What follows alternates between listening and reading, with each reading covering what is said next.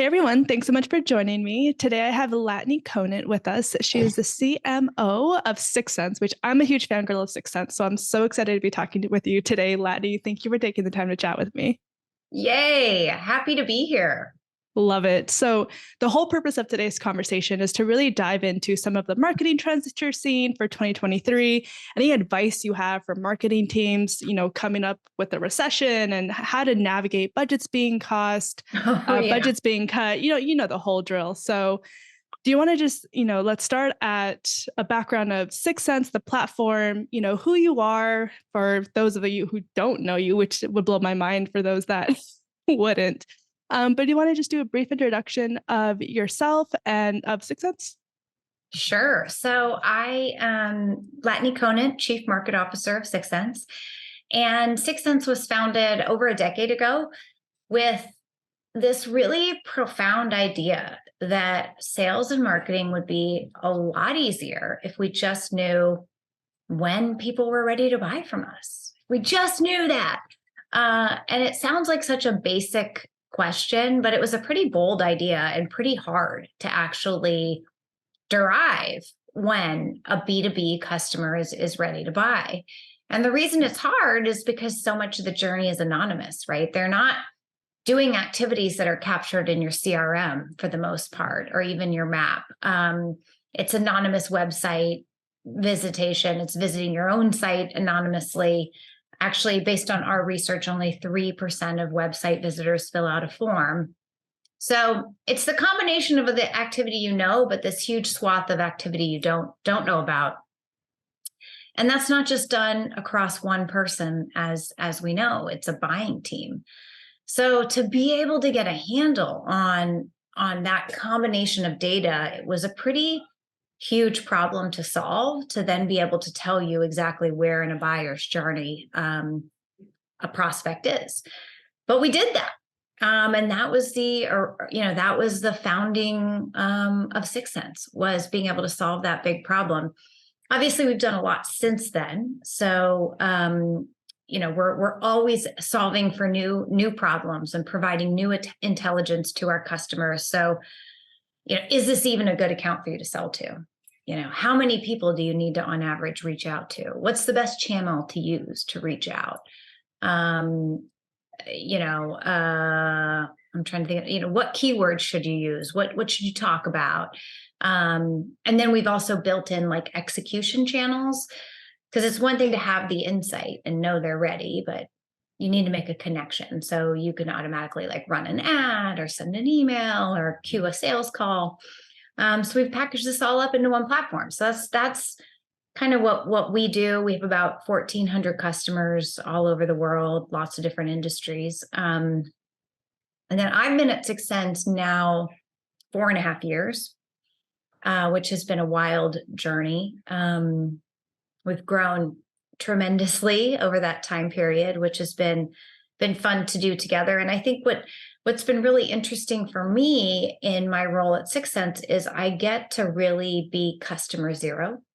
So I'm always pioneering what we're doing, right? And I get the beta release, I get the newest data, I get the newest refresh, and not only do I get to try it, but hopefully work out the kinks. I think that's my job, and I ended up writing a book about that. So I have a book called No Forms, No Spam, No Cold Calls that really talks about my journey going from marketing as I knew it and being a CMO at Aperio to this new paradigm of marketing with all of the intelligence that we have and that opportunity to change the game. And so that's what I write about, is just, what is that opportunity? What are the pitfalls? What are the advantages? And then what's the play? Like right here, how do you actually go and do it if you're so inclined? So it's kind of cool. It's a pretty cool spot to be.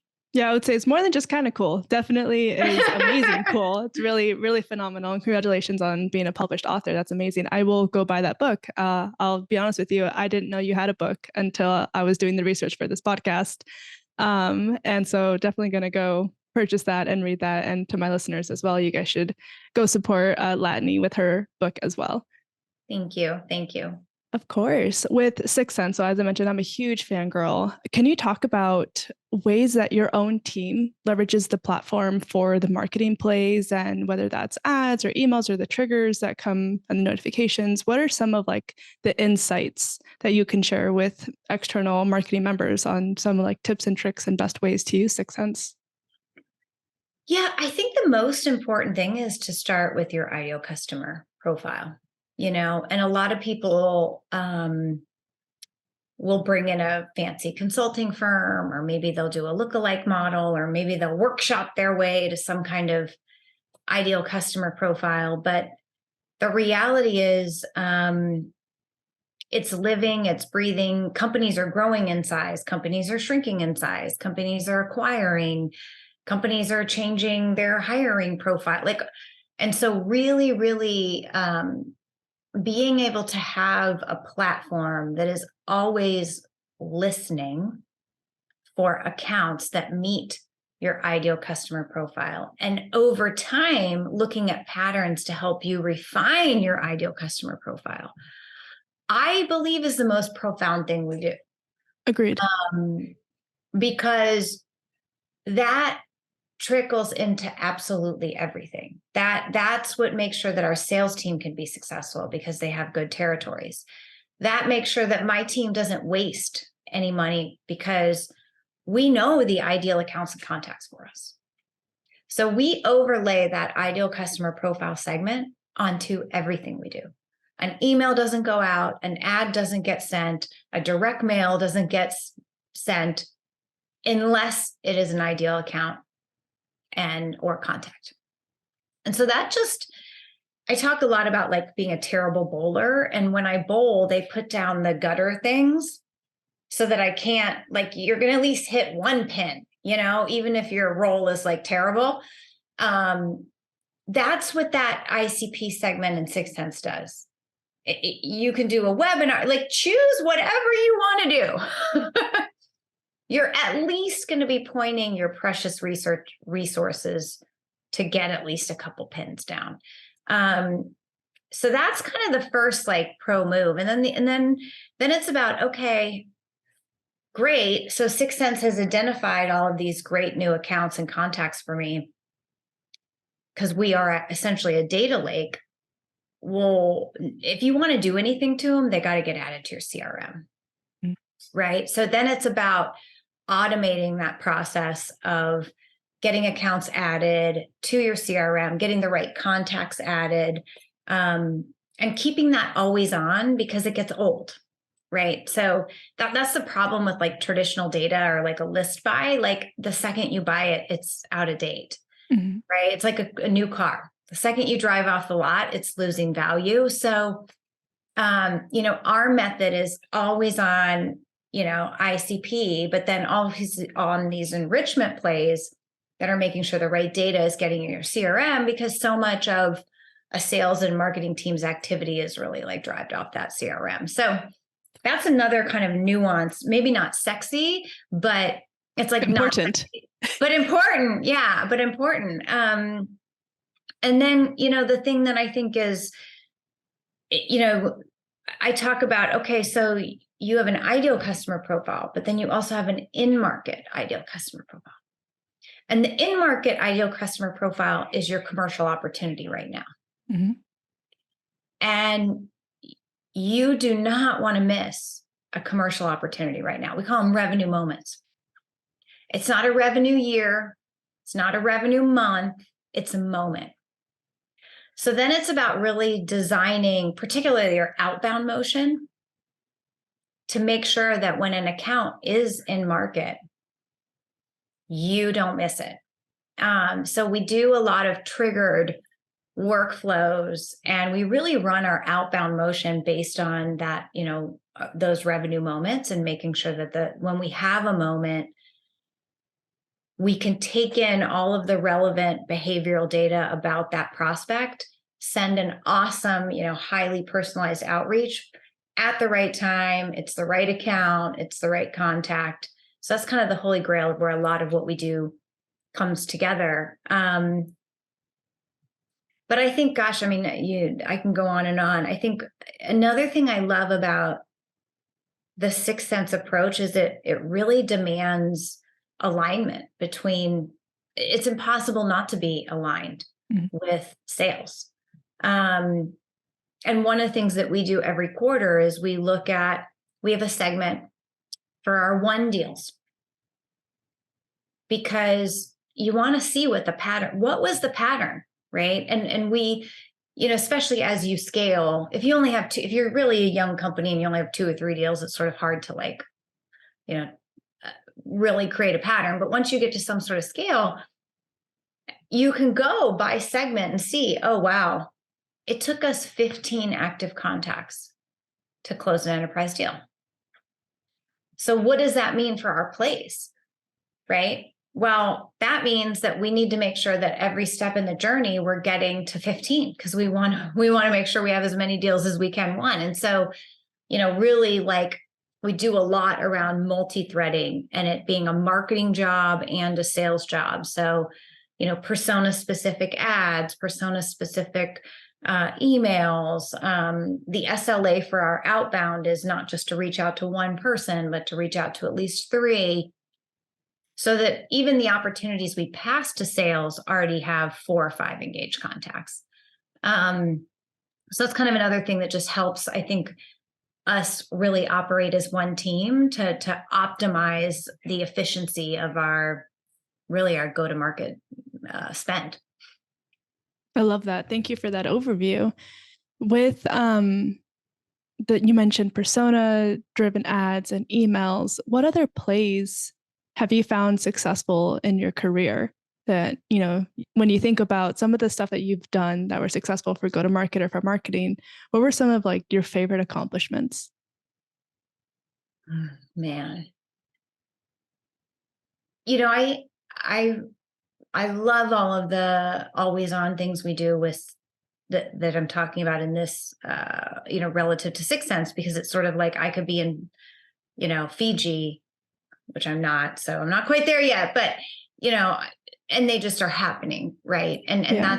that's the idea, is to take as much and have it, able to happen in the middle of the night or on a holiday. And so we've done some really creative things around that, which I'm very proud of, and I can talk about in a minute. But, it's interesting. I still feel like I'm maybe a creative at heart. And so when I really think about some of the most magical things, it's, our customer conference every year.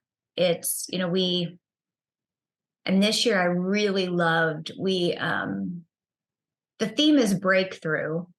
And we decided when we first launched the event, we said, we want our customers to come and learn about our product and, get to a better place using our product. But we really want it to be about breakthroughs in our product, breakthroughs for them in their career, and then breakthroughs on a personal level too. And so how do we make sure this conference is not just about, breakthrough in the 6sense product, right? So we set that intention from the beginning, and then we always have another theme, it's sort of breakthrough, and then every year we sort of build on that. And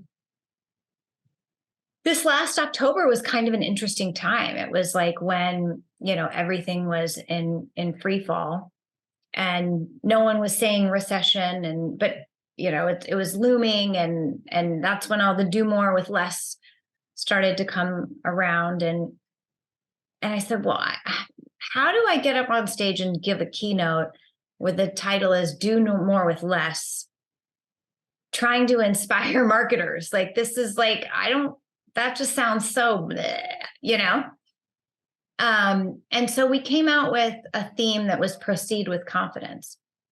Mm. And I loved that. And we took real pictures of our customers doing things that made them confident. All of the programming was around, what are things you can do now to confidently weather the storm?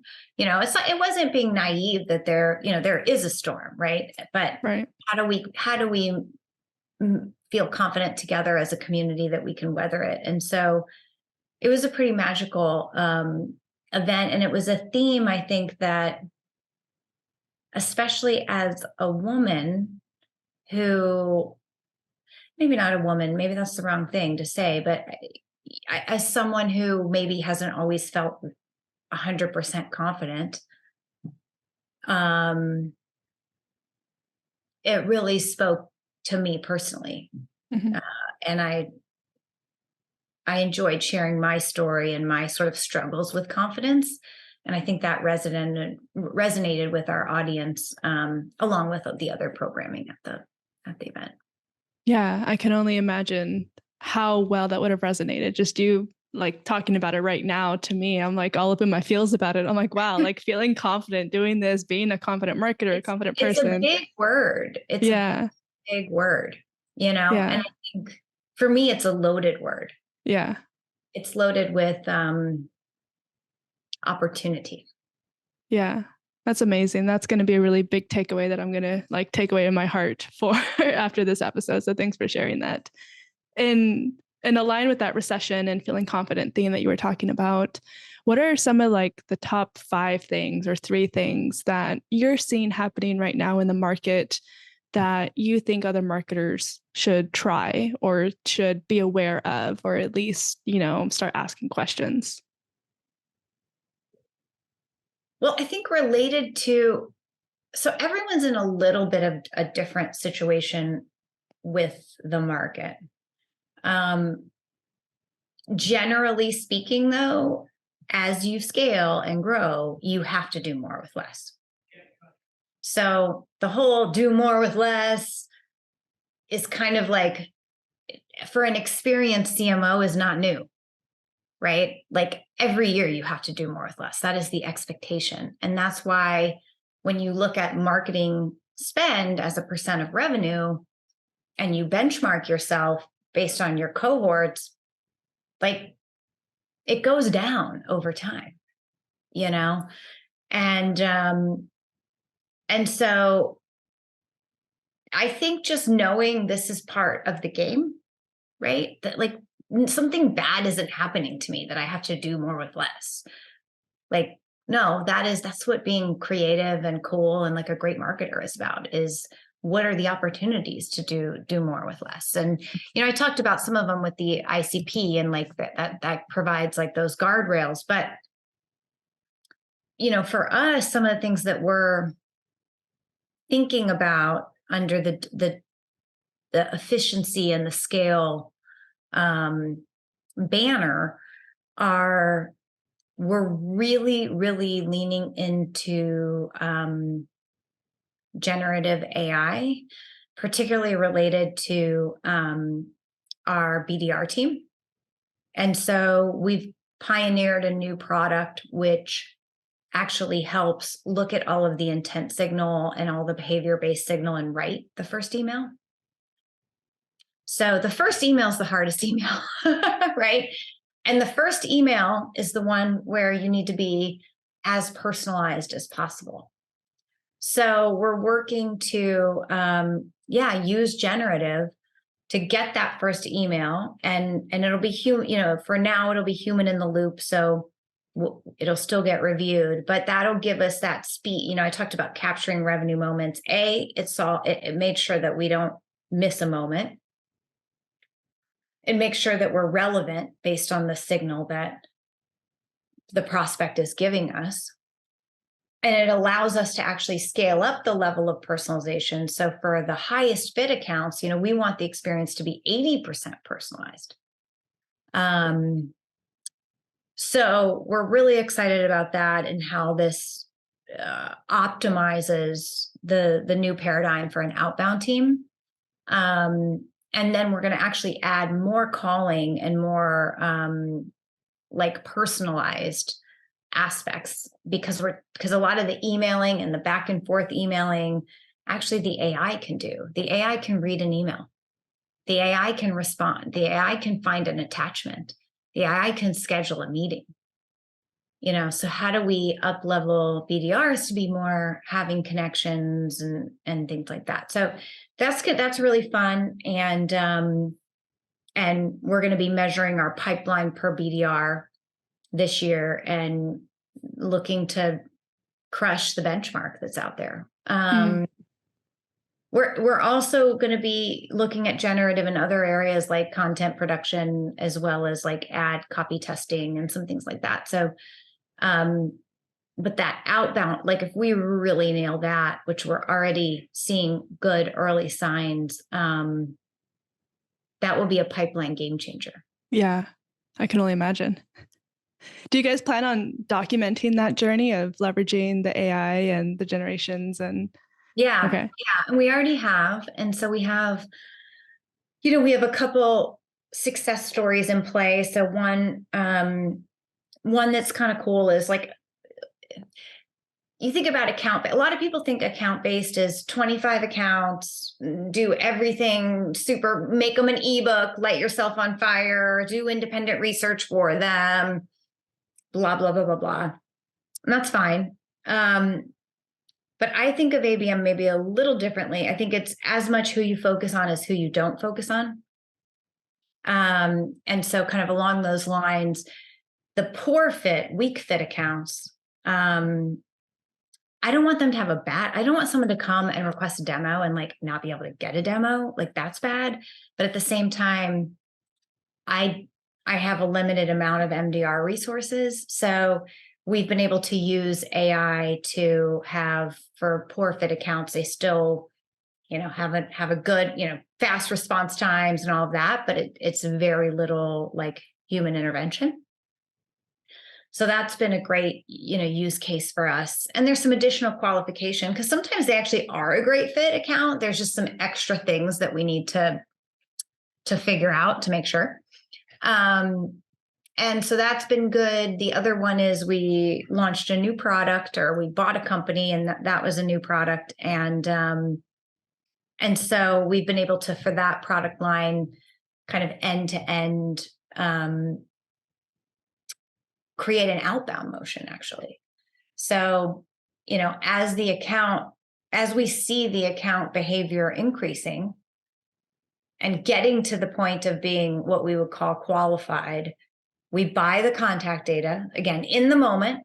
So revenue, we can see that a revenue moment is probably going to happen. We see little ones, we can see a big one coming. We buy all the contact data.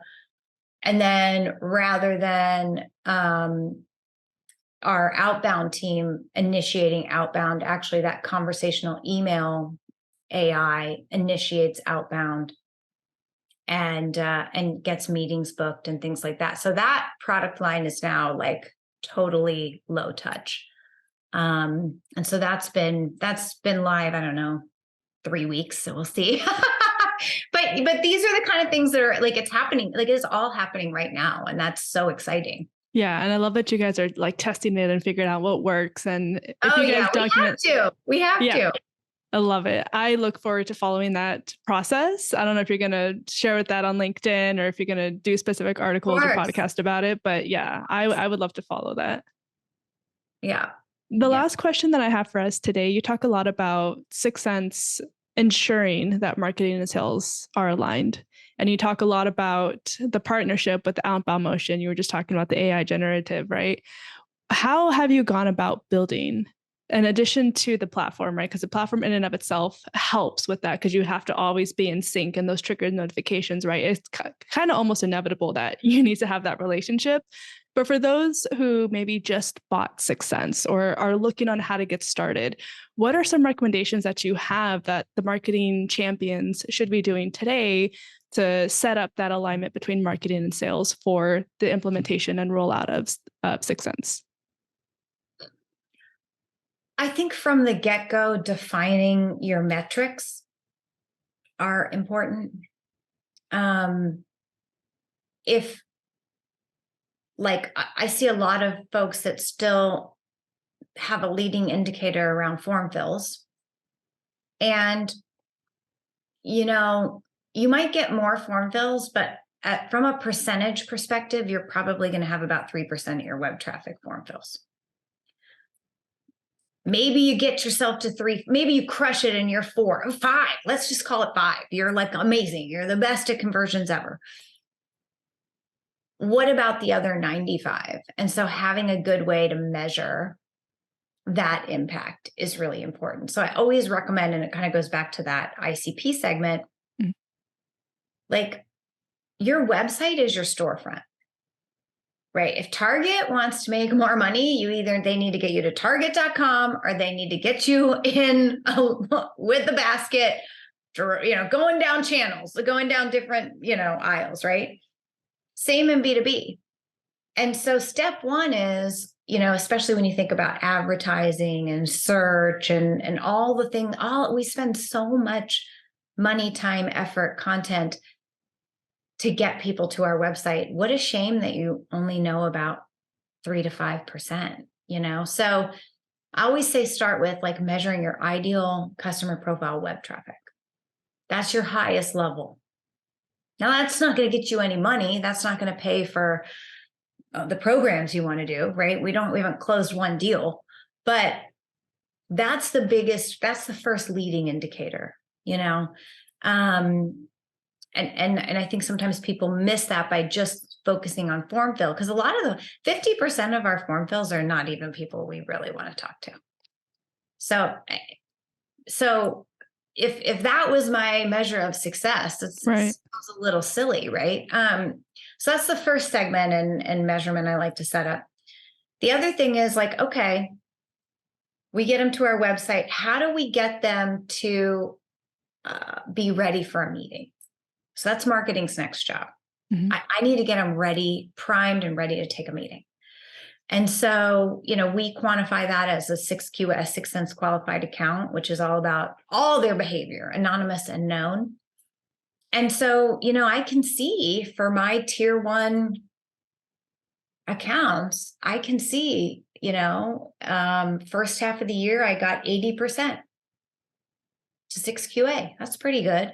But only 20% had got an opportunity. So I knew, okay, second half of the year, I got to get 90% to 6QA and 50% to open an opportunity. So the next thing is just looking at those like almost slices of your ideal customer profile and the highest tier ones and seeing like how penetrated are we in creating demand and creating intent, and how are we doing at that.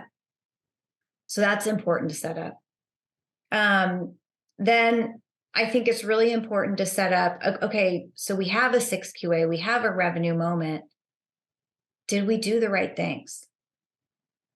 So have an SLA, just like you would an inbound. Like if I told you it took you 9 days to respond to an inbound, you would be like flabbergasted, right? Well, it's the same thing with those 6QAs or those high. So the next thing I advise people to set up is like have an SLA and be able to inspect it. Mm-hmm. And if it's 9 days, like get fired up, like let's figure out a way, we got it. And you either use an outbound team or you use the AI that I talked about earlier, but like you're like throwing things in the trash. So how do we make sure we're capturing that demand? And then, I think that my relationship with sales, by the way, doesn't see any of that. They have no idea. And I would never talk about any of that to the board. They could care less. Mm-hmm. What I talk to the board about is what's our market look like? Mm-hmm. And ultimately, did we create enough pipeline to meet our number next quarter? Not this quarter. Mark's going to talk to you about if we can hit our number this quarter. I'm going to talk about, did we do the right thing so that in 2 quarters we can hit our number? And we actually established quotas. So I was a little bit late to film this because that's what we were doing. We have a board meeting on Tuesday. And we went through all of our actuals, and Mark and I created our pipeline quotas together. Like, what do we have to go and create this quarter? And then that anybody in the entire 6sense company can see, is the team on track? Are they creating enough meetings, which for us is stage 0? Are they, fulfilling meetings, which is a 1, and then 2 is qualified pipeline. So anybody at the whole company can see how we're doing against those by segment, by industry. Are we, getting the right, are we talking to all the right people to set us up for success? And then we look at all the conversions. That's the other thing. And so like, it's funny, the meeting, Generating the goal is all about looking at the conversion. And so that's what we spend most of the time. How are we doing on our conversions? Why? Are there programs we can do to get better? Should we assume we're going to get better? If they're falling, do we assume they're going to get worse? Like, that's what the whole conversation is about, because every like little point of improved conversion is dramatic efficiency, because it's actually less pipeline we have to create. So that's what we spend most of our time aligning on. And then it's like, what are the plays that we're going to do? And that's where multi-threading and things like that come in to make sure that we are optimizing all of those conversions. So I think just being really on top of the revenue cycle together with sales and it being a team sport to optimize all of those things, and then having transparency on how it's going. Yeah. Or what I would suggest. Yeah. Those are quality takeaways. Thank you for sharing. Sure. As I mentioned, that was the last question that we have for today. I want to be respectful of your time. And I know you were running from those super important meetings to spend time with me. So I value your time and, you spending a portion of your day with me. So thank you so much.